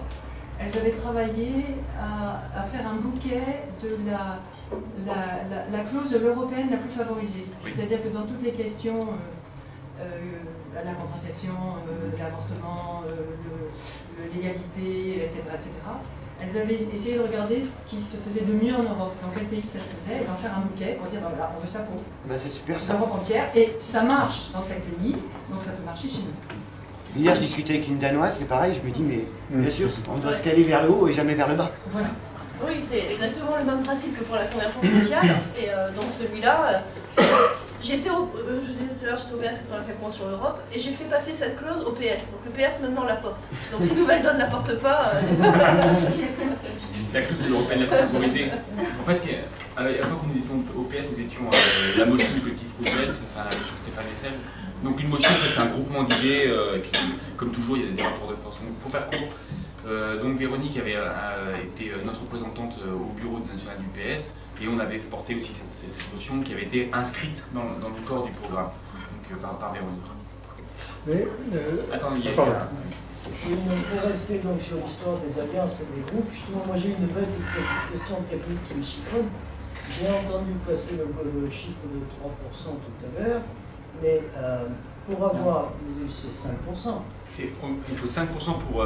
oui, mais alors 5% au niveau européen, national, ou la liste... Alors, donc juste pour faire rapidement, en fait, maintenant, normalement, ça dépend des circonscriptions. En général, les circonscriptions pour les européennes sont nationales, sauf en France, parce que ça permet d'avantager les gros partis, d'avoir des différentes circonscriptions. Donc pour avoir le remboursement des frais de campagne, c'est 3%. Pour pouvoir prétendre à un député, c'est 5%.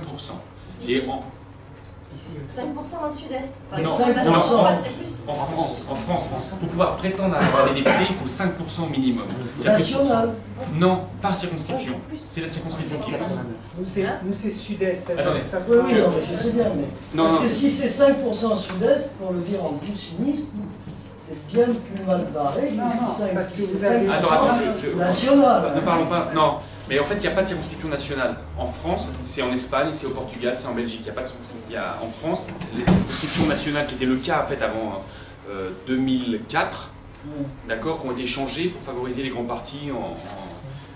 Enfin bon, on ne va pas refaire l'histoire politique en France, mais jusqu'à 2004, c'était une seule circonscription, la France. En plus, ensuite, c'était découpé en grandes euro-circonscriptions. Et la loi est celle-ci. Il faut 3% pour avoir ces remboursements de frais de campagne par circonscription. Il faut 5% au minimum par circonscription pour pouvoir prétendre avoir des députés. Si vous comptez les 13 députés du Sud-Est et qu'on imagine que toutes les listes en lice font plus de 5%, ce qui est impossible puisqu'on en a 18, 23, 21 ici, 21, vous voyez que si le coût du député, ça serait entre 7% et 7,33%. Mais vu qu'il y aura beaucoup de petites listes qui feront moins de 5%, ça va gratter un peu le score. Et en 2009, pour avoir un député, il fallait faire 5,80. Et quant à dire par rapport au sud-est, vous savez qu'à Grenoble, il y a Éric Piolle qui a été élu pour les Verts, et c'est un grand ami de la Route-Roux, et en particulier pour le meeting à Grenoble, il était présent, il nous a soutenus. Donc, la circonscription sud-est, ça prend Grenoble, Lyon, Marseille, Nice, Toulon. Vous voyez, il y a des possibilités. C'est Rhône-Alpes. Sinon, les Corses, la dernière fois, c'est de Annecy jusqu'à Ajaccio pour Priano. Donc c'est quand même un grand espace. Il y avait monsieur, hein, c'est ça. Oui, je voulais juste savoir quel est le candidat à la présidence de la Commission européenne. C'est une très bonne question. Alors en fait, à Nouvelle Donne, nous, on ne part pas en disant voilà le résultat du vote. Vous voyez, on ne va pas dire ça sera on va voter comme ça. Pourquoi? 1, parce qu'on n'a pas les résultats déjà du vote.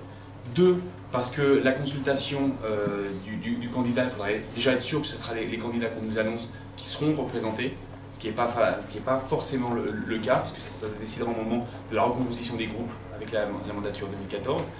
Et ce que Nouvelle Donne va faire, c'est que Nouvelle Donne ne va pas transiger sur ses principes. Donc, quand on va aller, si on a des élus, c'est ce qu'on nous souhaite, on va aller au Parlement, on ne va pas bien sûr s'associer avec un groupe ou soutenir un candidat qui par exemple serait pour le TAFTA. Donc par exemple, quand certains disent il faut plus de transparence, nous ça ne nous suffit pas. Nous on dit non, il ne faut pas plus de transparence, il ne faut pas du tout de grand marché transatlantique. Donc ce que va faire Nouvelle Donne, ça va faire du Nouvelle Donne. C'est-à-dire qu'en fonction des résultats et en fonction des propositions que nous avons déjà des groupes parlementaires actuels, je vous laisse la parole ensuite, qui nous ont contactés en disant si vous avez des élus, ça nous intéresserait que vous nous rejoindriez avec nous. Ce qu'on va dire, c'est oui, voilà nos propositions, on veut l'Europe sociale, on veut l'harmonisation fiscale, on dit non au grand marché transatlantique et on veut le pacte énergie-climat. Ça vous va? On travaille tous ensemble là-dessus.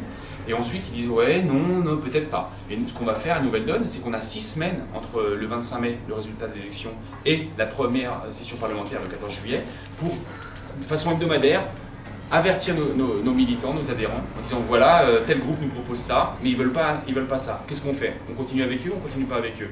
Et c'est les 8000 adhérents qui vont voter. Il y a 2 choses. 1, c'est Nouvelle Donne, c'est notre façon de fonctionner, c'est notre ADN démocratique.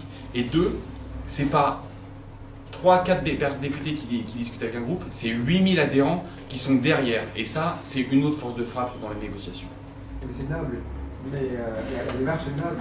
Et ça veut dire que si aucun candidat à la présidence de la Commission européenne n'est capable de donner ce que veut Nouvelle Donne, il peut y avoir abstention, donc c'est-à-dire rejoindre d'autres abstentionnistes lors de ce vote-là, qui ne serait pas forcément noble. J'entends. Je vais laisser. Donc, de se retrouver sur les bonnes inscrits. Ah non, parce que si on est dans un groupe parlementaire, on peut présenter un candidat. Donc il y a aussi un jeu. Mais si vous avez 8000 adhérents de Nouvelle Donne qui vous disent on ne soutient personne, que faire? Respecter leur voix. C'est la façon de fonctionner à Nouvelle Donne. Et sincèrement, juste pour vous dire, le jeu de guignol qui est présenté, pas guignol parce que c'est pour pas être péjoratif, mais pour vous dire que c'est un même marionnettiste qui a les 2 mains qui fait Schulz, Juncker, je ne veux pas être ennuyeux, mais on sait comment ça se passe le Parlement. C'est un coup c'est toi, un coup c'est moi, un coup c'est toi, un coup c'est moi. Donc il se pourrait très bien que si jamais les groupes centraux perdent leur poids, il y ait un candidat de convergence de centre. Donc rien n'est joué, et quand on nous présente une élection déjà vendue ou un programme qui serait de transporter un candidat en carton partout, comme seul programme européen, c'est au mieux mal connaître la situation, au pire se foutre de la gueule du monde. Il y a une question. Pas trop de questions, on peut reprendre un peu ce qui a été dit. Déjà par rapport à l'agglomération d'autres mouvements, etc. à Nouvelle Donne, je pense que la première chose qu'on devrait faire, c'est de regarder ce qu'a fait Attaque et de ne pas en faire la même chose. Parce que au départ c'était très bien, et après c'est devenu une bataille d'ego, etc. Et en définitive, ça ne vaut plus rien du tout. Donc ça c'est un bon modèle. Ensuite, l'histoire des propositions que peut faire la base, donc tout citoyen au niveau de Nouvelle-Donne. Parle plus fort. Donc, en fait, c'est à eux que je parle. Je vais me lever là. Pour les propositions que peuvent faire les citoyens, moi c'était un peu ma démarche d'adhérer à Nouvelle-Donne. Je me suis dit je vais pouvoir me faire entendre quelque part, j'ai des propositions à faire. Et là, par exemple, il va y avoir le meeting où il y a des personnes qui vont intervenir, des propositions à Nouvelle-Donne, etc., etc. On a la possibilité de donner faire nos propositions sur Internet à ce moment-là aussi, en tout cas les transmettre à Thibaut. Mais qu'est-ce qu'on va en faire? Moi, si je fais des propositions, qu'est-ce que, on va dire, au niveau national peut-être, ou même déjà à un premier niveau, qu'est-ce que vous allez en faire? Est-ce que vous allez les regarder? Est-ce que vous allez les débattre? Est-ce que vous allez les proposer? Ça, c'est une chose. Ensuite, par rapport au vote FN, je crois que c'est même pas la peine d'aller chercher de les récupérer. Pour moi, le vote FN, c'est un vote raciste. Là, les gens qui votent FN maintenant, c'est que maintenant, ils se sentent libérés pour le faire. Donc c'est pas notre électorat, c'est pas les mêmes gens. Je suis pas d'accord. Si on est de gauche, on vote jamais à FN. Ça c'est pas vrai. Même si on n'est pas content. Ensuite, toujours aussi là pour le choix démocratique des votes, effectivement par des personnes qui sont tirées au sort, c'est très bien. Ça peut-être aussi un peu ses limites parce que, par exemple, dans l'optique des européennes, il y a une personne qui fait partie de Nouvelle-Donne. Madame Castex, une pointure a priori hein, quand même au niveau de l'Europe, et il n'y sera pas. Donc c'est un peu dommage. En tout cas, il faut y réfléchir, je pense. Pour revenir à ce que tu disais tout à l'heure par rapport aux normes françaises qui pourraient être abaissées au niveau européen, il faudrait considérer ça en fait, je pense, une image qui pourrait convenir, c'est la convention collective dans le travail. Il y a une convention collective au minima, et c'est la mieux-disante qui prime. Ça veut dire que dans un État, s'il propose autre chose et mieux que ce qui existe, c'est ce qui primerait dans cet État. A priori, ça peut être une bonne image, une bonne chose. Et là, plutôt de façon, pas la plaisanterie, mais disons qu'il faudrait inciter les membres de Nouvelle-Donne à pratiquer l'aïkido pour la renonciation à son ego. Ce serait une bonne première chose déjà pour chaque adhérent. On parle beaucoup de l'organisation du mouvement, c'est très bien, on la veut plus démocratique, plus citoyenne, je trouve ça formidable, mais toute cette organisation, c'est pour réaliser des choses, c'est pour changer les choses. Je trouve que jusqu'à présent, on n'a peut-être pas assez débattu de ce qu'on veut faire. Toi, tu as dit tout à l'heure qu'il y avait deux choses importantes, c'était répartir mieux le travail et les revenus, comment va-t-on faire? Et puis Thibaut a un peu parlé d'une troisième chose, mais peut-être pas assez, c'est qu'une donnée fondamentale aujourd'hui, c'est que la Terre est épuisée et salie, et que dans toutes les décisions qu'on veut prendre, il faut absolument tenir compte, parce que, pour citer une phrase que vous avez certainement entendue, une croissance sans limite sur une planète aux ressources limitées, c'est fondamentalement une imbécilité. Hein? Donc, si on veut changer les choses, il faut voir ce que Nouvelle-Donne peut faire, et notamment, je pense que ça implique non seulement des décisions au niveau gouvernemental et industriel, mais un changement individuel de comportement. Voilà, alors je voudrais relancer le débat un peu sur les buts et les moyens qu'on va prendre pour changer ces trois choses, la répartition du travail, la répartition des revenus, et s'occuper un peu de notre mère la Terre pour qu'elle fonctionne encore pendant moult générations. Voilà, alors il y a beaucoup de questions. Si tu permets, je vais répondre au monsieur sur le tirage au sort, parce qu'après je dois partir. Ah, ok. Alors, quand on parlait de tirage au sort, Françoise Castex, c'était pas le problème en fait. C'était nous qui étions tirés au sort, et ensuite, bien sûr, ça a mis à l'écart de fait. Pourquoi? Le processus. Il y a eu aussi un problème aussi parce que Françoise Castex, elle en était déjà à son deuxième mandat, et que dans la charte, on n'a pas le droit de faire plus de mandats, il y avait ça aussi. Oui, mais là, c'était plus de mandat pour Nouvelle-Donne. Oui, mais justement, c'est un débat, ça aussi. C'est un débat. Ça a été, mais en même temps, ça reste que c'était une pointure et que va faire défaut. Mais elle reste toujours associée à Nouvelle-Donne. C'est ça, parce qu'il y a eu certains articles de presse qui se sont moqués de ce tirage au sort, parce qu'au départ, c'était pas très bien compris. Je pense notamment au journal du dimanche. Et quand il a vu qu'on avait répondu que non, c'était d'abord les gens de la commission électorale qui avaient été tirés au sort. C'est pas tout à fait la même chose que les candidats eux-mêmes. Et les candidats qui ont été tirés au sort sont des candidats qui n'étaient pas en position éligible. Et en fait, il suffisait de participer à cette commission pour te rendre compte que moi, sur le papier, j'avais éliminé des gens sur la candidature. Et puis en les voyant en face de moi, bah, mon classement, il a été complètement différent. Et ce qui était intéressant, c'est que les 16 personnes qui étaient là, tirées au sort, mais jurés, membres d'un jury,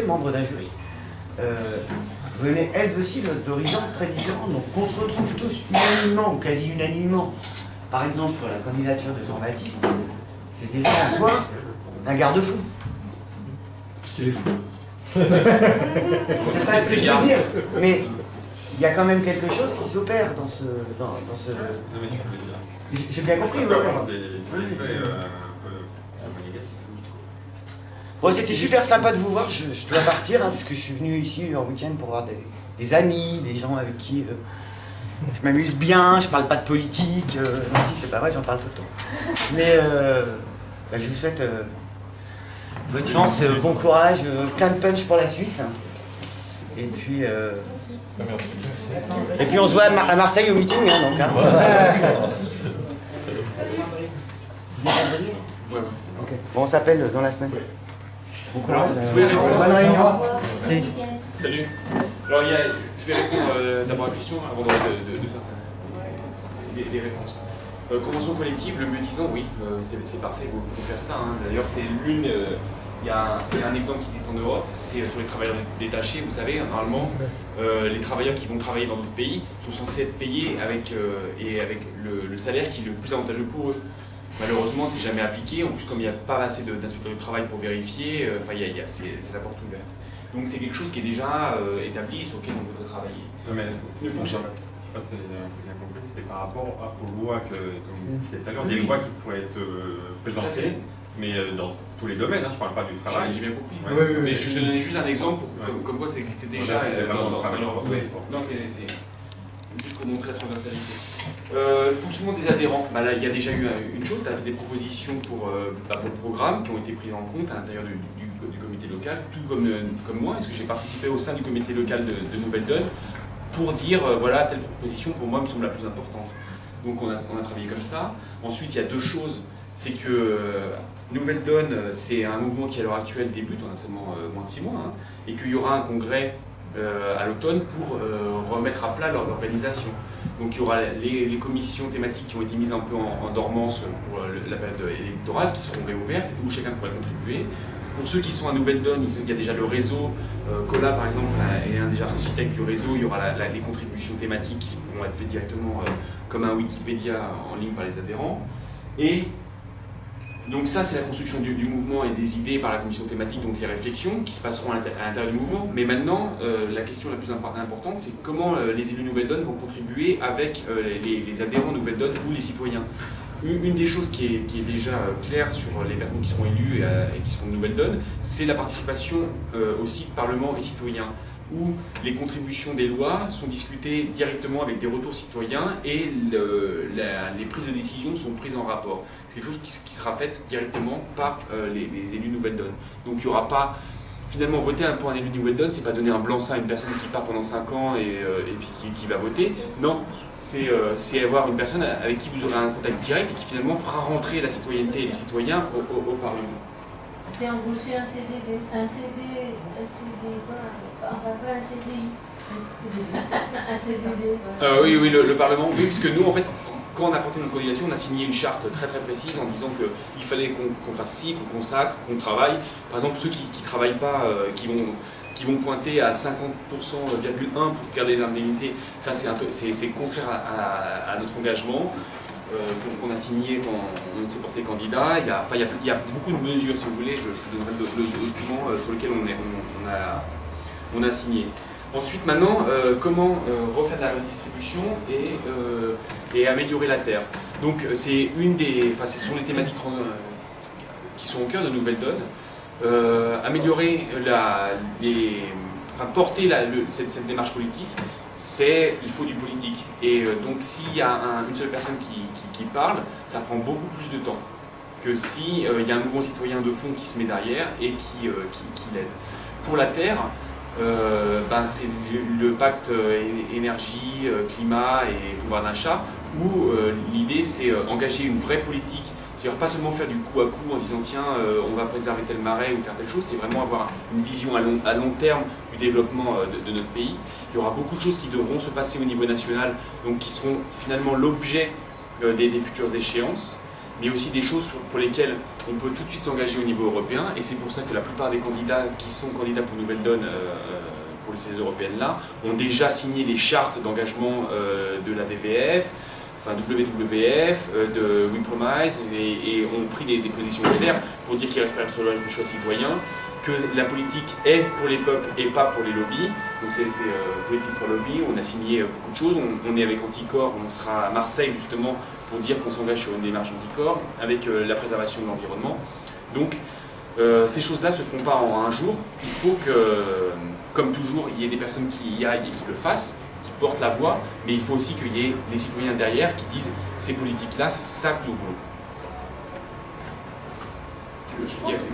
Non, je voulais lui répondre aussi qu'il y a des pratiques qu'on a déjà nous, personnellement, en tant que citoyens. Et par exemple, lundi, là, on était au Pradet et on avait donc 2 animateurs, dont un qui est le paysan qui a fait la première AMAP et qui fait des formations partout en France pour une agriculture nourricière, etc. Voilà. Et il y avait aussi Cyril qui était venu présenter donc, la transition énergétique et qui lui aussi fait partie d'Enercop. Vous savez, de s'engager, on n'est pas obligé d'être à EDF, on peut aussi dépendre d'un réseau électrique qui travaille uniquement avec des énergies renouvelables pour promouvoir autre chose. Donc je pense que c'est tout un tas de petites pierres comme ça qu'on peut faire chacun de son côté et qui peuvent ensuite porter. Et c'est vrai qu'on est quand même très sensible à toutes ces thématiques. Par exemple, il y a Nouvelle Donne, enfin c'était tout au démarrage, et donc on avait participé au premier Alternativa qui était à Bayonne. Voilà. Donc je pense qu'on se retrouve comme ça avec d'autres mouvements qui peuvent être les alternatives, enfin, les colibris, etc. Et je pense que un peu c'est ce que disait aussi tout à l'heure Sandrine. Effectivement, je pense que après tout ça, je pense qu'il va sûrement y avoir une refondation des forces de gauche ou des forces militantes, parce que tout simplement, cet univers fini, on en est bien tous de plus en plus convaincus et on ne peut plus continuer comme ça, on va dans le mur. Donc je pense que très rapidement, il faut trouver d'autres solutions. Le fait d'avoir des responsables ici. Mais si, c'est important que chacun puisse s'exprimer, mais après, je crois que c'est à 7 heures qu'on va conclure. C'est pour ça que vous parliez des liens avec WWF et d'autres organismes. Si vous aviez eu un rapprochement avec la quadrature du net sur la question de la propriété intellectuelle. Oui, en fait, on est aussi associé sur les libertés numériques, donc c'est l'une des choses qu'on a signées. Et d'ailleurs, notre députée nationale, Isabelle Attard, a reçu le prix, dire la souris d'or, parce que je ne me souviens plus, hein, mais pour son travail parlementaire là-dessus. Donc non, on est très sensible sur ces questions. Et d'ailleurs, c'est l'un des points, c'est le 20e point de notre programme sur les européennes. Donc il y a 20 mesures fortes qui s'inscrivent dans ces 3 axes, et le 20e, c'est la liberté, la neutralité du net, la liberté des citoyens et la préservation de la vie privée et des données. Et le logiciel libre aussi, excuse-moi, merci Thibaut. Je voulais juste dire que je remarque que dans la mesure où globalement on a le fameux de la croissance, déjà c'est rassurant par rapport au reste, dans tous les autres détails qui vont rentrer dans ce chapitre. Après, chaque individu, c'est son compost, il ne fait pas, enfin, après il y a des démarches individuelles qui permettent dans la charte, dans le système que je sais. Mais si globalement le projet il est vers l'écologie, l'économie, la sobriété et la musique, c'est quand même se passer dedans.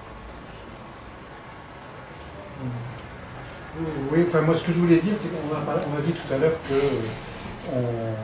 il va être très important de reconquérir un public qui va plus voter. Et on a évoqué depuis le fait qu'il y avait des tas d'autres gens qui n'étaient pas une nouvelle donne, mais qui faisaient des choses intéressantes.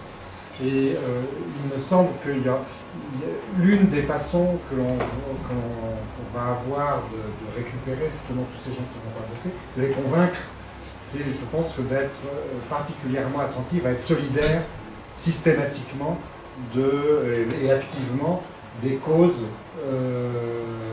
qui sont défendues par d'autres, etc.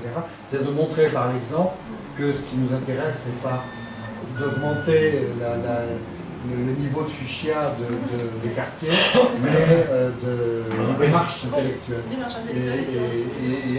et de militants.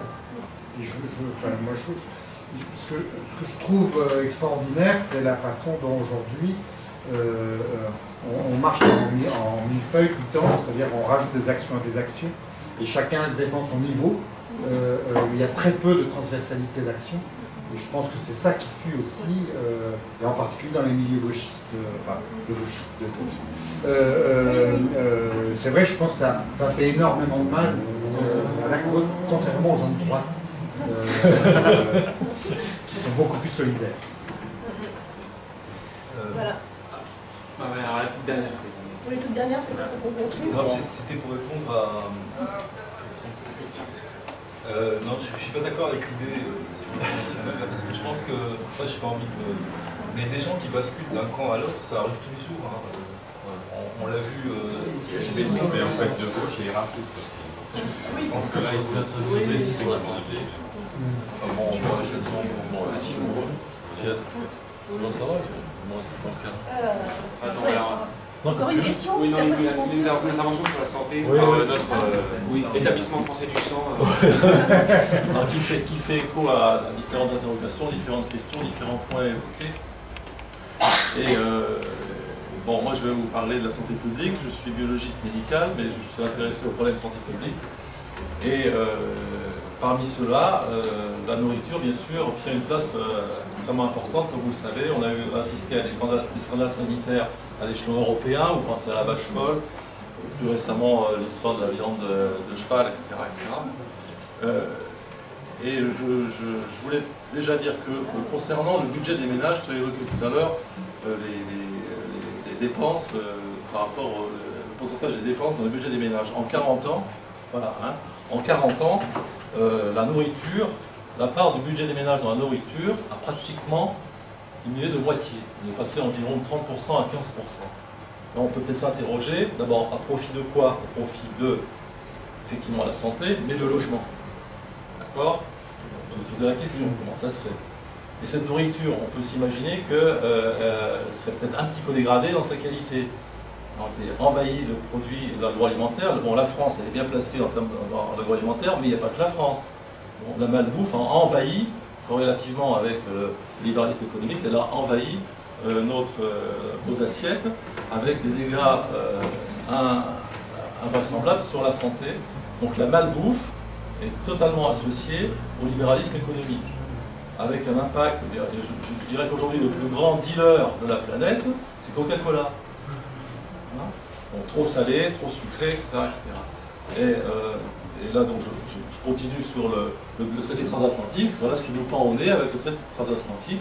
C'est encore plus de malbouffe, encore plus de maladies, encore plus d'obésité, maladies cardiovasculaires, encore plus de pathologies liées à cette nourriture. Parce que quand on pense malnutrition, on pense la faim, mais la malnutrition, c'est aussi la malbouffe. Voilà. Merci. Et d'ailleurs, à ce propos, n'oubliez pas de signer la pétition sur les vautours. Les vautours? Il y a un médicament qui s'appelle le Voltaren, autrement dit diclofenac, qui, quand il est administré au bétail, enfin au troupeau à forte dose, l'Inde s'en est aperçu, les vautours, ça leur bouffe les reins, le foie. Bref. Et donc, c'est un gros risque. Or, l'Europe vient d'autoriser le diclofenac. La France résiste, mais l'Espagne, qui a une des plus grosses réserves de vautours européennes, vient d'autoriser ces agriculteurs à soigner le bétail avec cette saloperie. Et donc il y a une pétition. Vous êtes adhérent de Nouvelle Donne? Non. Ah, parce que sinon il aurait fait le nécessité. Bah, il faudra l'envoyer par. Mais je vais pas. Non, c'est pas ça. Non, c'est pas ça. C'est qu'en fait, à Nouvelle Donne, on a notre réseau qui est numérique. Donc n'importe quel adhérent peut contacter avec n'importe quel adhérent et créer un lien et un fil. Donc par exemple, cette pétition a pu être l'objet d'un fil nouveau en disant voilà, le comité de Nice, par son adhérente machin, interpelle tous les adhérents de Nouvelle Donne sur cette question. Donc ça permet d'avoir des mobilisations rapides. Sur ce, moi je pense que je vais... Tu veux dire un mot? Moi je vais conclure. Oui. Ah. Est-ce que Nouvelle Donne figure dans Wikipédia?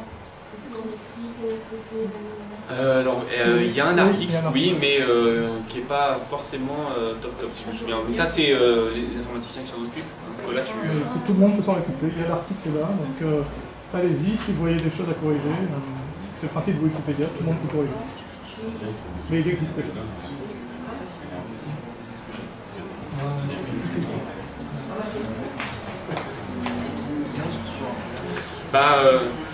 Il est temps de nous séparer, malheureusement. Mais ceux qui le souhaitent peuvent prendre un petit t-shirt. Donc c'est t-shirt à prix libre, c'est-à-dire qu'en fait finalement vous le prenez. Si vous avez envie de contribuer à Nouvelle Donne, vous faites un don sur le site. Si vous n'avez pas envie, vous le prenez quand même et au mieux ça vous fait un beau pyjama.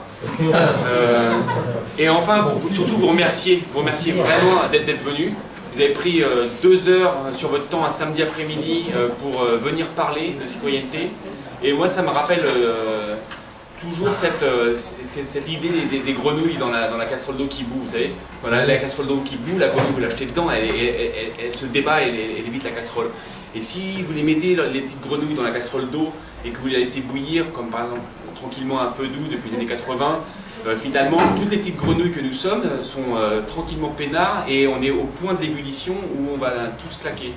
Et je me dis finalement, moi j'ai pris conscience que la casserole commençait à chauffer récemment, trop récemment, je le regrette, et je me dis finalement, quand on fait tous ces débats, ces rencontres, il y a beaucoup de grenouilles qui sont en train de se rendre compte qu'il y a un vrai problème et que la casserole est en train de chauffer. Donc on est tous là aujourd'hui pour se dire il faut couper la situation, et il nous reste encore 15 jours. 15 jours pour agir, pour Nouvelle Donne, pour l'Europe, et si pour marquer, pas seulement pour qu'on fasse un succès électoral ou qu'on envoie telle ou telle personne au Parlement, mais pour dire que les mouvements citoyens, maintenant, s'investissent dans le champ politique. Parce que c'est ça l'idée. L'idée, c'était que les mouvements citoyens voulaient peser sur les politiques, mais nous, notre constat a été que ça ne fonctionnait pas. Et donc, il fallait envahir le champ politique pour pouvoir reprendre la main. Donc, au final, on n'est peut-être pas très haut, mais ce qu'on veut, c'est créer un sursaut dès le 25 mai. Ce qu'on veut dire, c'est taper du poing sur la table. Dire voilà, ça suffit maintenant. On veut reprendre la construction européenne là où les néolibéraux l'ont arrêté au début des 80. On veut un espace de coopération et de solidarité, pas un espace de concurrence de tous et de chacun et de libre-échange. Et donc pour nous, ça passe par le vote pour pouvoir être là. On ne sera pas très nombreux, j'espère qu'on y sera déjà, mais on sera là pour porter des valeurs et dire non, non, non. Puisque pour le grand marché transatlantique, même si le Parlement n'a pas tout le pouvoir, c'est lui qui à la fin dira oui ou non et pourra poser son veto. Donc avoir des députés qui s'engagent pour dire non contre le grand marché transatlantique, c'est déjà préserver nos enfants. Donc au final, les sondeurs ne nous donnent pas très haut, mais ce n'est pas les sondages qui font l'élection, ce sont les citoyens. Si chacun d'entre nous, aujourd'hui, en parle à un ami, en parle à 2 amis, prend un café, échange, etc., on peut vraiment, dans 15 jours, le 25 mai, faire la différence. Éric Piolle, Thibault en a parlé, donc c'est le maire vert de Grenoble qui avait une démarche très Nouvelle Donne, hein. C'est-à-dire qu'il avait associé non pas seulement une liste politique, il y avait aussi toutes les associations, le collectif Roosevelt était sur la liste à Grenoble, et avec cette démarche citoyenne et ce changement a fait la différence. C'était 10 jours avant l'élection, ou une semaine avant l'élection, il le donnait 10 points derrière le PS. Oui, Grenoble, ville imprenable, bastion du PS, Piolle, c'est un rigolo. Et finalement, eh ben, il l'a prise. Merci à tous.